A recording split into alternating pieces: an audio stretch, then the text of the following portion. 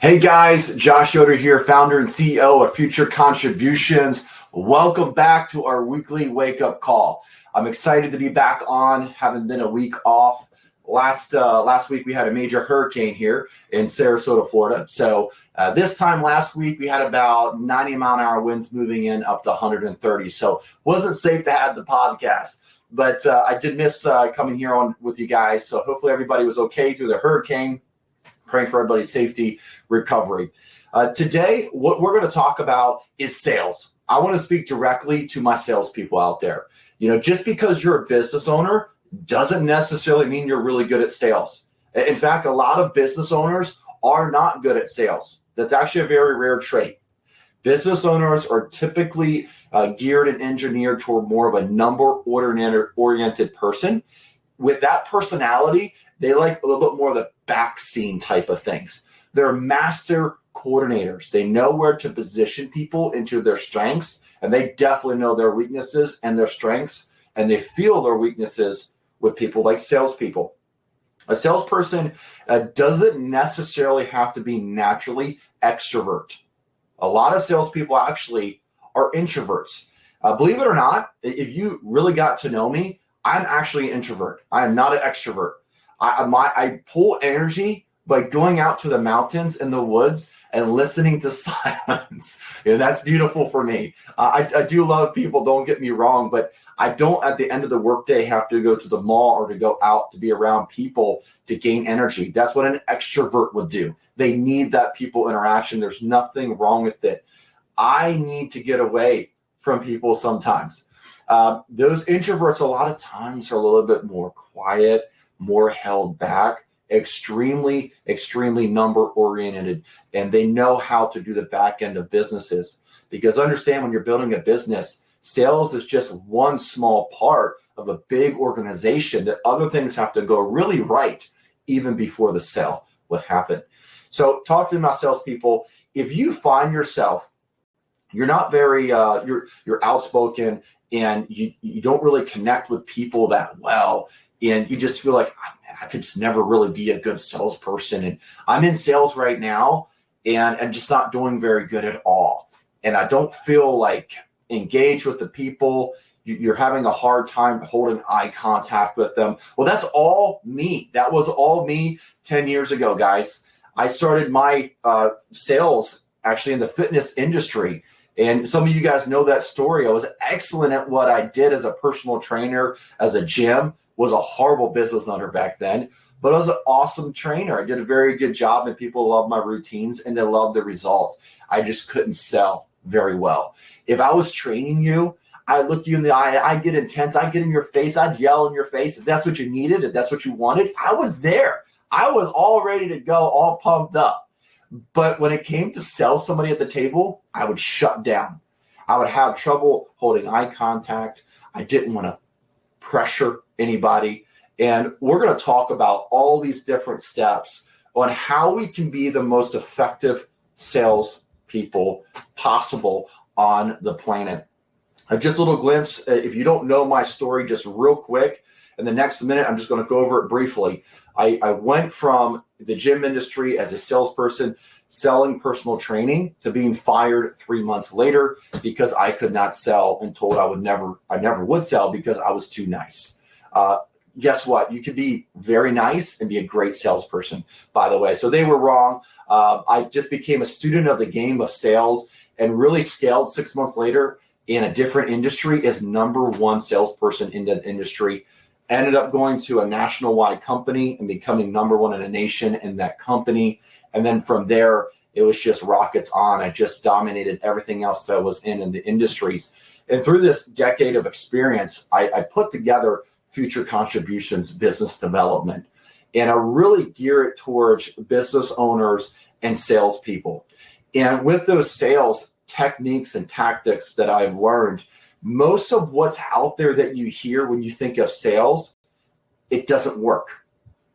And that's why so many salespeople are frustrated today in the sales force.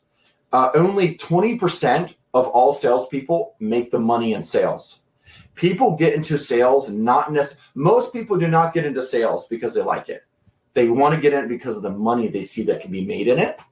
So when they go into the industries and sales and they try what everybody's telling them to do and it's not working, it can get very frustrating because they're getting into sales for the wrong reason. This is a principle in life in general. If you're getting into anything into life for the sole purpose of completely what's going to maximize benefit you, and all you're looking at is the dollar signs, and you don't have a greater purpose of what you're going to do with that money, what that money means, because money is, at the end of the day, it's a transaction of time. It's a transaction of power. It's a transaction and reflection of your talent. It's not of your value because you're priceless.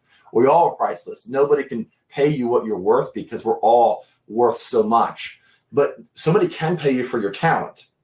So if you don't like how much you're getting paid or how much you're getting, how much you're selling right now, I'm not trying to be rude. I'm very hard on myself, so I can be a little hard on you too.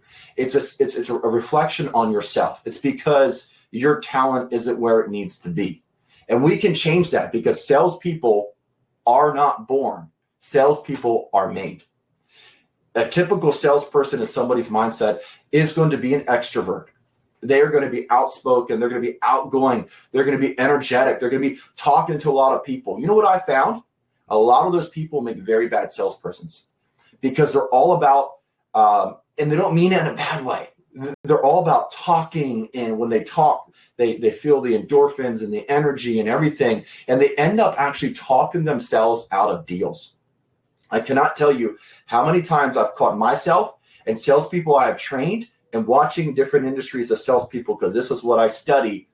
They will have a deal, they close the deal, and the customer asks a simple question after the deal was closed, after the contract was signed, and they will continue to address what the customer said as an objection, even though they already committed to the deal, and they will raise questions the customer didn't even have, and they will take the contract and push it back across the table.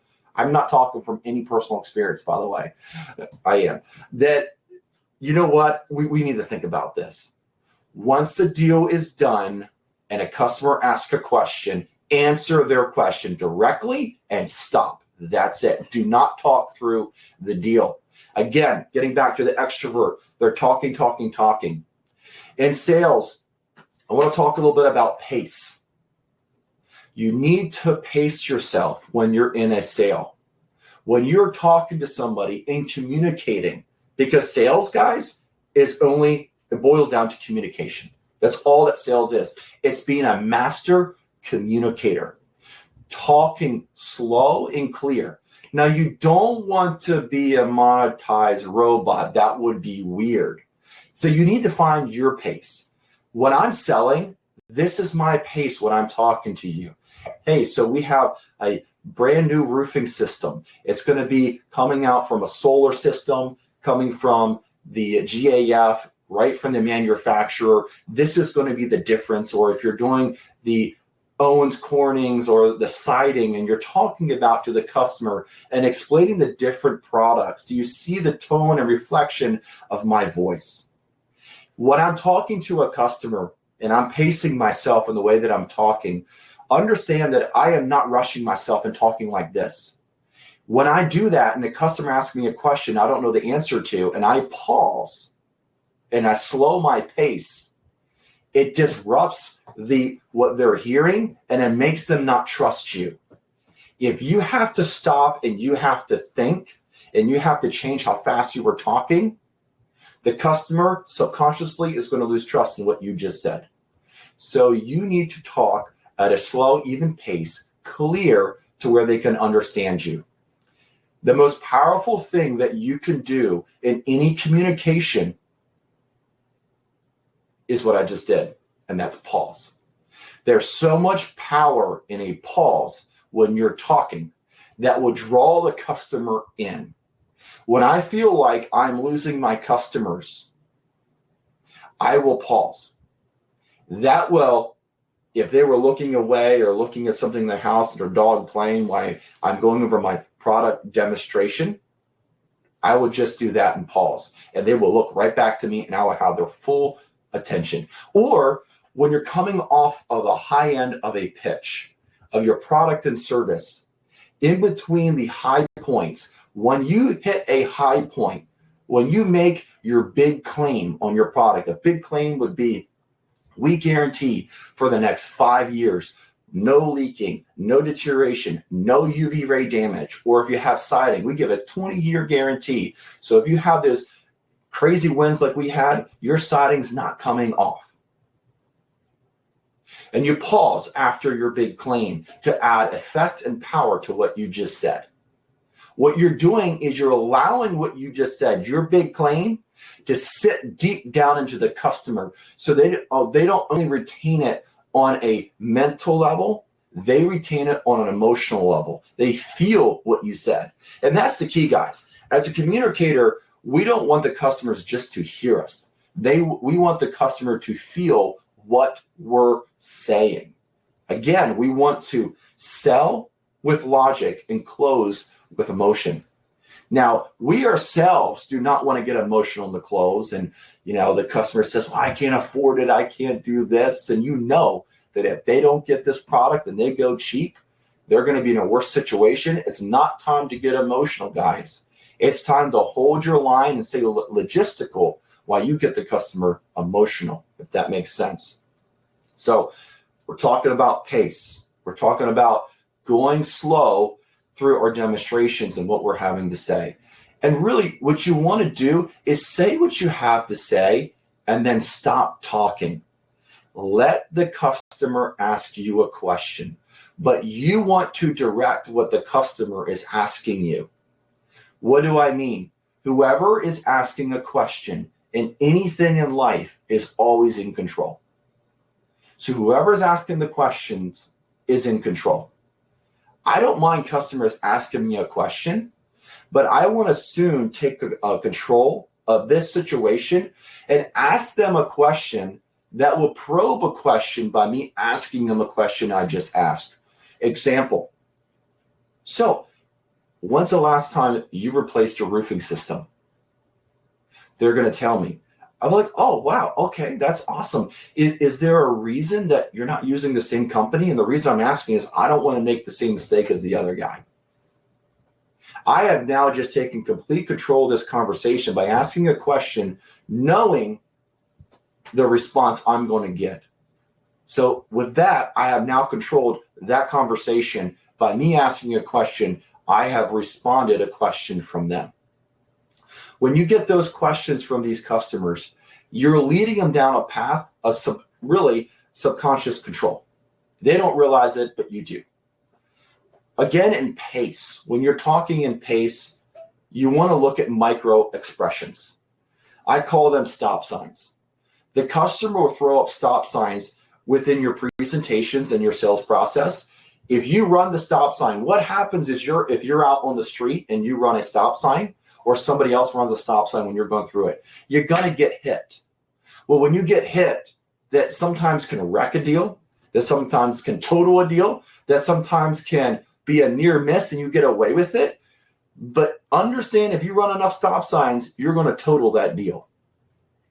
So before I continue down what I'm describing here, I want to say this first, and I was talking to my marketing director, Tony, today, that every deal is already sold.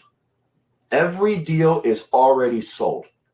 If you can get your mind around this and understand this and truly believe this, you will close 10 out of 10 deals. You will close deals. Your belief is the biggest tool that you have in sales. Your conviction, your belief, because they buy you. They buy your conviction before they buy your product. Whoever's more convinced of the same subject of speaking which on the same level will win the argument, or in this case, the deal. So when we're talking, and we're talking in pace, and we're running these stop signs, if a customer's micro expression, and you can see when you say something and doesn't sit right on somebody's face, and they kind of draw back just with a micro expression on their face, that's time to stop and maybe ask a question. Or maybe it's time to stop and get away with what you're talking about, because you can feel the pressure coming too much onto the customer, and you need to relieve that pressure.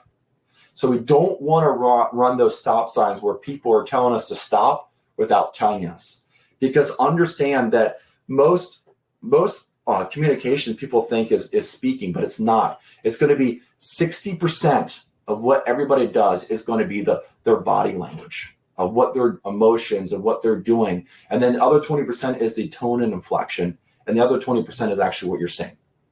So we want to make sure that we are looking and learning facial expressions, what different things mean when the eyebrow is raised. We all know, in humanity, we read each other's faces and we mirror and match each other even without realizing it. Have you ever been in a deal?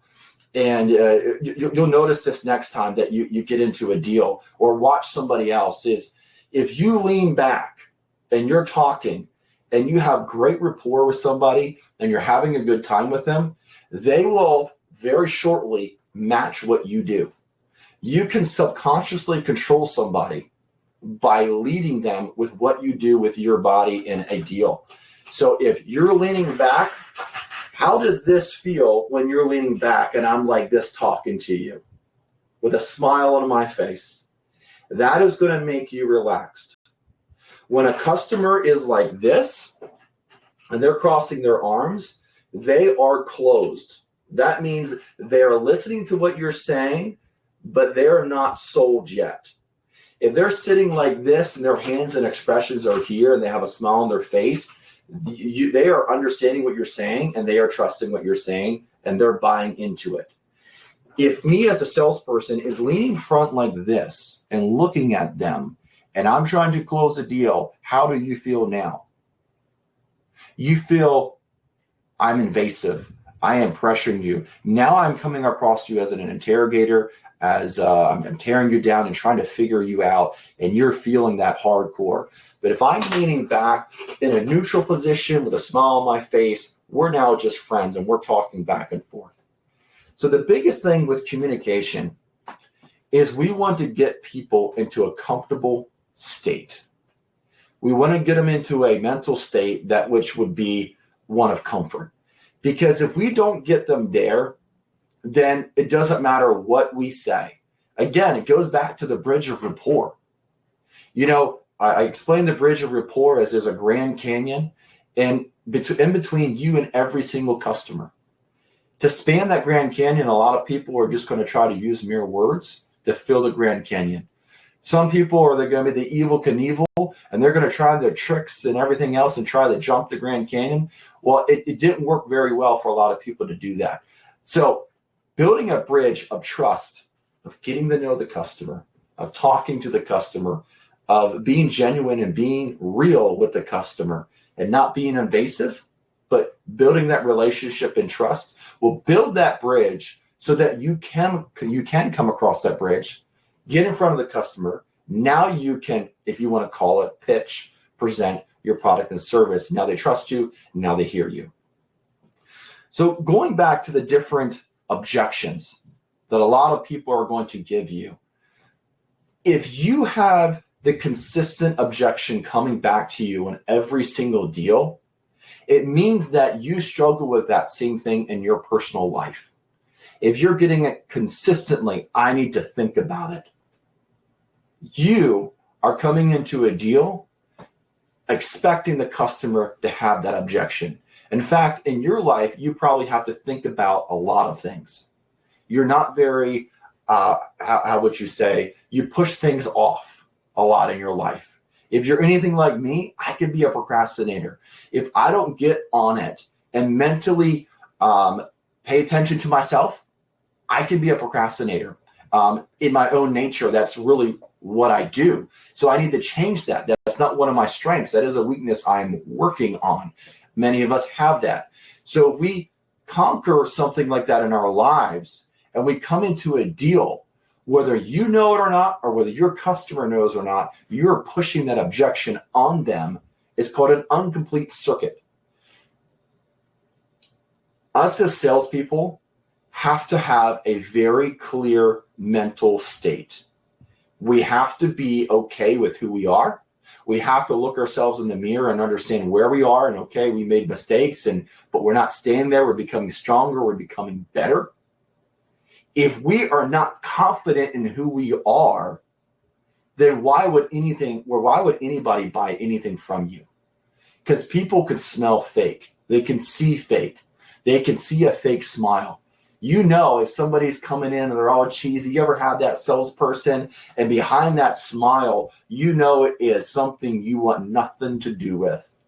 That's fake. And a lot of salespeople, unfortunately, are forcing that smile on, and they don't like who they are. They have no other reason to be doing what they're doing other than the presented possibility of a paycheck that's more than we're making at their hourly job. But our purpose as salespeople, our purpose has to be greater than the problems we're going to run into. It has to be greater than the customers, the frustrations, and the problems we're going to face as salespeople. Because at the end of the day, we should really rephrase ourselves as salespeople to problem solvers.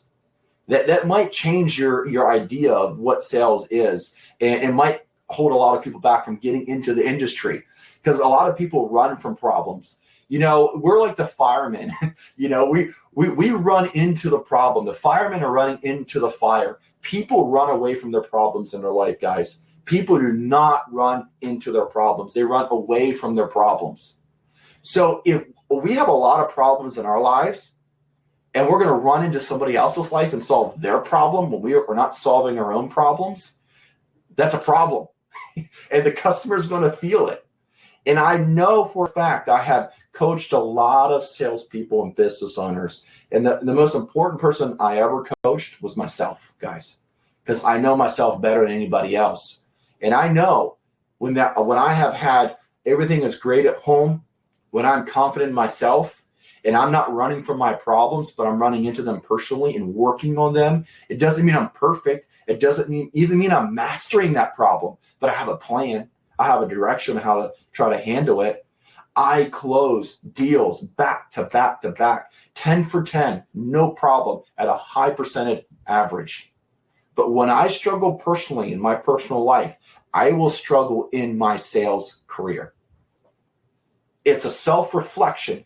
If your sales are down, you need to look at your personal life and you need to find out what is not right. And you need to correct it. Because even before getting to objections, even before getting to pre-closing the sale, even before pitching the deal, even before you show up to that deal, the deal is already done. And I'm going to say this in context of this. The deal is already done. The customer is already sold when you have a scheduled appointment with the customer. So we're talking about an appointment that has been scheduled. You're coming out to them. They could have called the other 100 companies that were available to call, right? But they called you because they did your research. Most customers will get how many estimates? We all know this answer. 3. Why? Because of trust. They want to keep you honest. They want to do this and do that, all these other things. Well, they're doing that because of the issue of trust. So the customer has already researched you. They already like you or you wouldn't be there. So all you need to do is you need to guide the already sold deal to the finish line with an upsell. It's like this. The guy who sculpted the statue of David, Giglio, whatever, somebody smarter than me knows his name. But when he was carving the statue, somebody asked him that's amazing that you could make something like that out of the stone. And his response was, I didn't create anything. I just took away what didn't belong. The same goes for us salespeople when we're coming into the deal. We're just taking their objections away and uncovering the deal. One objection at a time. Many objections can be handled in the rapport building stage because I need to think about an objection. Nobody actually needs to think about it. It's just a reflex of I need to push this to side, that get you out of my face because I don't fully understand. Maybe it's not a trust issue, but they don't understand or they don't trust you. Those are the only two objections you could ever actually have. Is it wasn't clear enough, so it's not a trust issue, it's just they didn't understand it, or it's a trust issue. So when it comes down to those two things, we know then that we can overcome those two objections by making sure we establish trust early and making sure when we're going over our products and services that we are very clear and very thorough in what we did. We can handle a lot of objections even before we get to the end. Next week, we're going to talk about how we can have the deal and have all the objections handled even before we get to the asking them to buy question. Most of my deals, when I ask them to buy, I do not get objections.